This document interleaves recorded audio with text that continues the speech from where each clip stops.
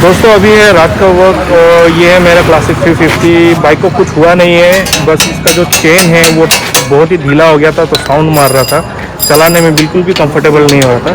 और अभी देखिए 2 साल के बाद जब चल चुका है ऑलमोस्ट 20,000 किलोमीटर, उसके बाद मैं अभी पहली बार जो है चेन को ठीक करा रहा हूँ, टाइट करा रहा हूँ।